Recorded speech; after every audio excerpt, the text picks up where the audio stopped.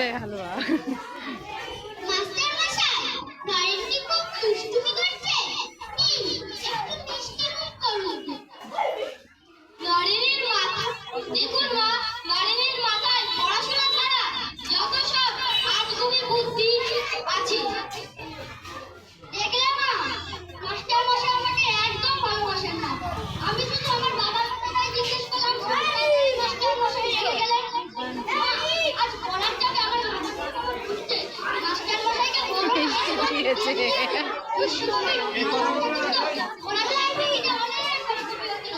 আমি যদি একটু পড়াশোনা করছি